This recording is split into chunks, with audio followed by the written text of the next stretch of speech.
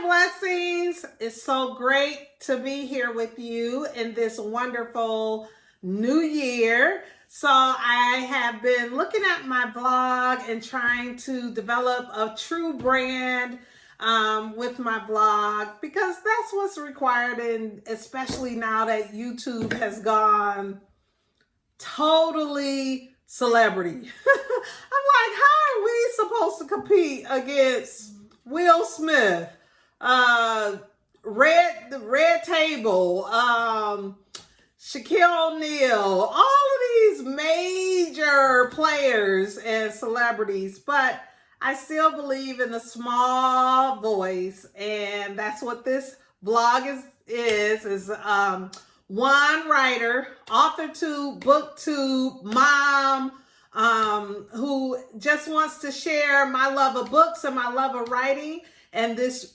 publishing journey with you. Today is all about 5 ways moms can carve out writing time. I saw a question on Twitter that said, what's your brand? What's your brand?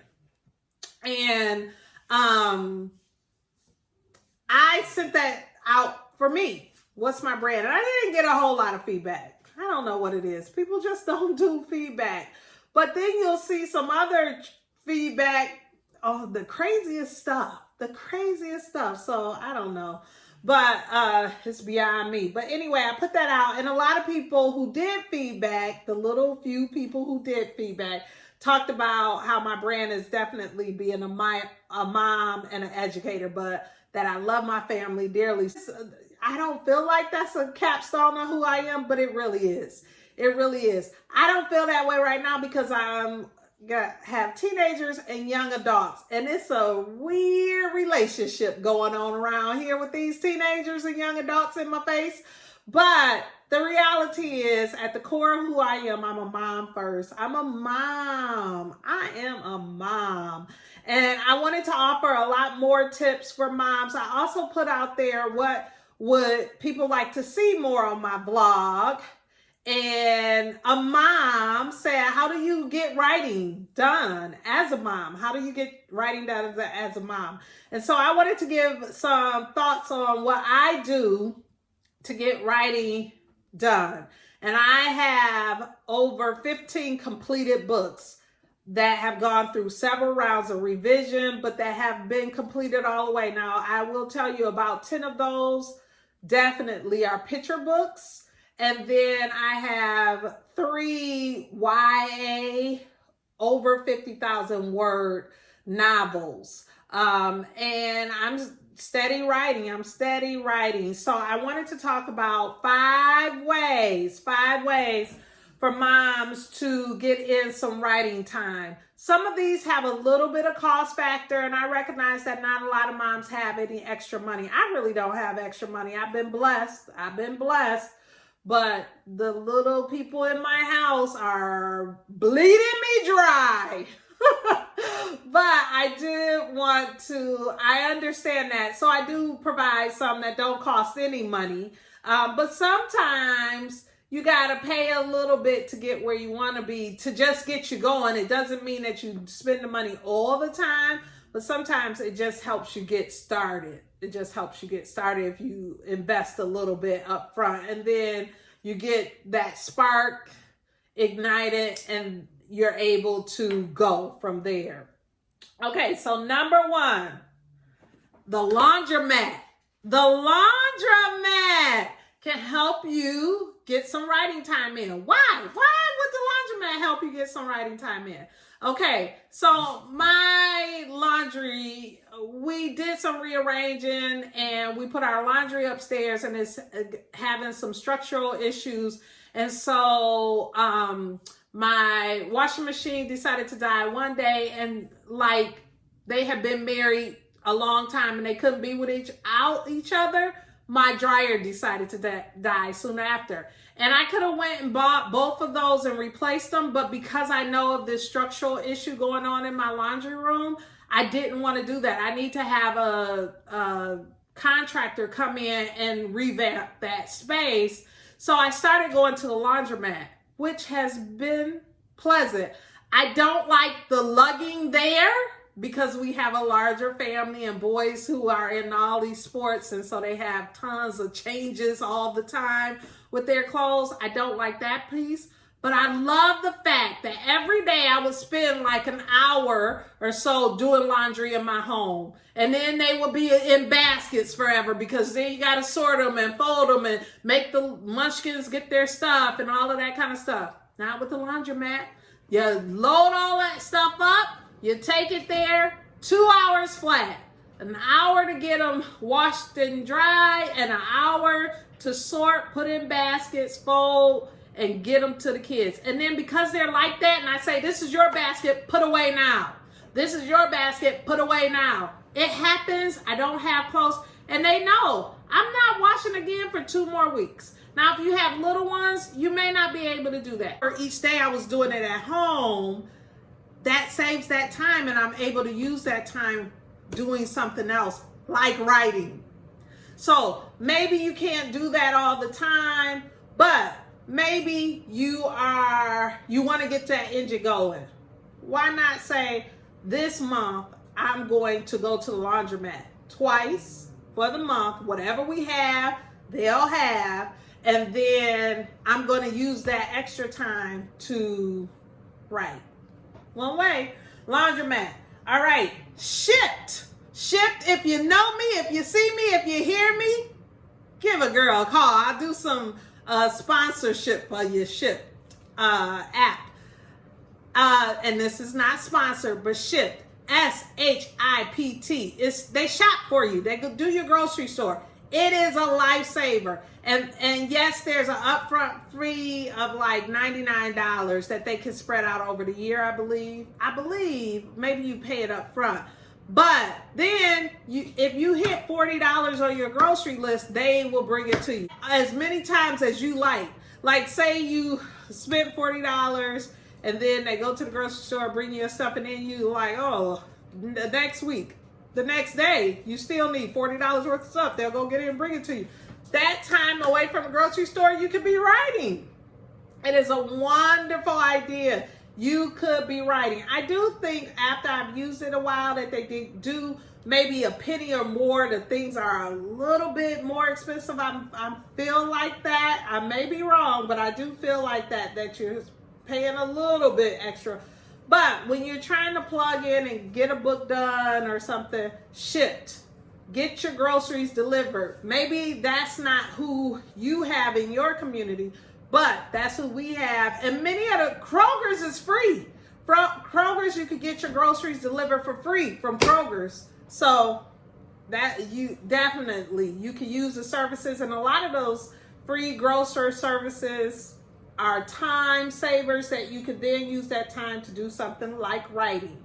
The next one, weekend getaway kid swap. So I haven't done that yet, but I plan to this year. I plan to just go to a hotel right in my city and pay for the weekend to just write. For me, myself, to just do a writing day or two. So yes, that has a cost factor of the hotel, but as moms, we need to be doing some self-care anyway. We need to be taking care of ourselves, and we need to have some decompression time. I think it's a great way. And if you intertwine a girlfriend or two and you treat yourself to a nice meal, it could be a wonderful experience. And I plan to do that. My writing group, we have been trying to plan a retreat forever. We finally found one. Now it's a matter of us all getting our schedules together to be able to go and actually do the retreat.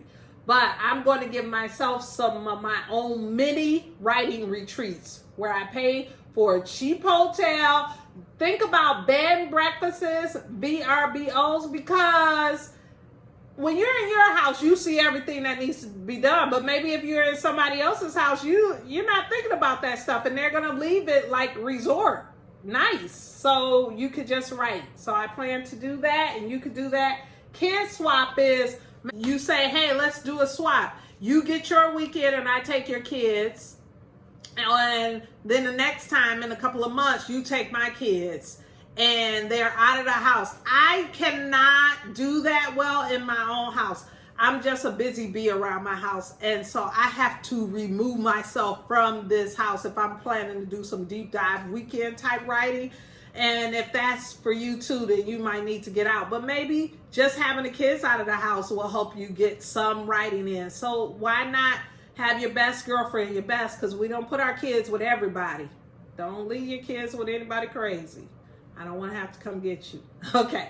But you can go ahead and maybe do, hey, let's do a kid swap. Maybe their thing is crafting and your thing is writing, but whatever it is, so that you can maintain who you are and your hobbies and that whole thing. That might be nice to do. All right. The next one is early riser, night owl. Early riser / night owl.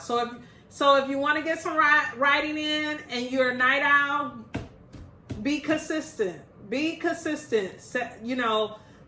Prepare everything the day before, so that you know on this day I'm staying up late at night. That's what I used to do to get a lot of writing done.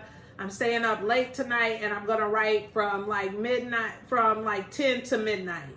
That's what a lot of authors have done for a long time. The other one is early riser, which is that 5 a.m. club. Every morning up at 5 a.m. writing for an hour and a half.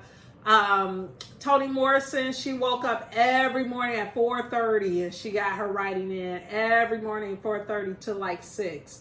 I think Terry McMillan, I heard her talk about being up at like 5 a.m.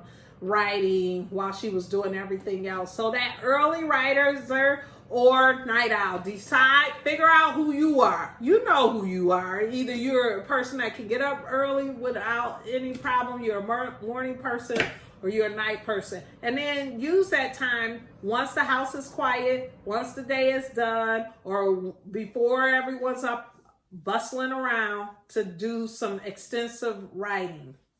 And then the early riser night owl doesn't cost anything. A kid swap, if you're staying in your house, doesn't really cost anything. Kroger, bringing your groceries, that doesn't cost anything, but it saves a tremendous amount of time. It's usually an app and you pick all your groceries and then they bring it. And then the other one is quiet time. So my kids, they probably are rolling their eyes if they watch this, because in my house, we implemented quiet time every day. I was a teacher, so my summers were always home. And when they were off, I was off all the time. And no matter what, I don't care how old they were, we had an hour of quiet time. And I usually try to back it up to when my husband was about to come home, because I always felt like he should come into a peaceful house. So maybe he was getting home around 4, around 3:15. They knew it was quiet time. And that didn't mean you could play electronic. That meant there was no noise, no electronic, no music. You can read a book, you can write. And typically the funny thing is they would read or rest or just lay around or whatever. Most of the time they would read. Maybe they would play with their dolls or they would play with their action figures or whatever. But whatever that quiet time was, I would use that for my own writing, Bible study, reading. It was my quiet time too. I modeled the behavior I expected of them. So if it was quiet time for them, it was quiet time for me. If you have really tiny ones, you're exhausted. It's difficult to do that, but I believe in rest when they rest. But you're not going to rest as long. If they're sleeping for an hour or two, babies typically sleep 2 hours. You might sleep 30 minutes and feel refreshed and can write for another 30 to 45 minutes before you got to get going and get some things done before baby wakes up. So those are some tips that I have, which are just the simple laundromat. Laundromat saves tons of everyday washing in one big wash. And then you just use what you would have used every day as some writing time. Get your groceries delivered. All of that time to the grocery store, picking the groceries, bagging the groceries, bringing the groceries home, putting away the groceries. You cut that time in half and you can use some of that time to write. weekend getaway or kid swap, pay to go to a hotel and just write once a month. I know a lady who every Friday at my old job, well, Friday once we would get 1 day a month as vacation. She took that 1 day every month and went to her cabin and wrote for that day. Every month she did that. And I remember our boss being in a couple of meetings like, where's such and such? Oh yeah, she's away writing. But that's what worked for her. Early riser, night owl. Figure out which one you are and then carve out an hour and say, this is dedicated time for me to write. Either I'm going to write at night or I'm going to write in the morning. I used to write at night all the time. I can no longer do it. I'm up. I can stay up till about 3 in the morning. But my body and my brain are done at this age. And so now I'm trying to be an early riser with that 5:30 a.m. wake up. And then quiet time. They do what you do. You model quiet. You have an expectation of quiet time in your house. And this is different than that for if your kids are a little older. This is a time when we're doing something that is reflective, that's quiet, that's imaginative. You modeling it by you engaging in your writing. And they knew quiet time meant they didn't come and talk to me. Quiet time meant quiet time. It's quiet. You're quiet. We're quiet. Sometimes you just need to be able to be with your thoughts. And you really do train them how to sit in school, how to sit in church, how to sit, for a test and all of those things when they've learned quiet time. My kids don't play. They know quiet time. Kitchen is closed and it's quiet time. So hopefully, moms, you are getting some words on the page, and those are some tips to help you get those words on the page. Let me know what you do to get some words on the page. How do you get some writing in the midst of all of the things that you do? All right, have a wonderful, wonderful day. Blessings. Talk to you soon. Bye-bye.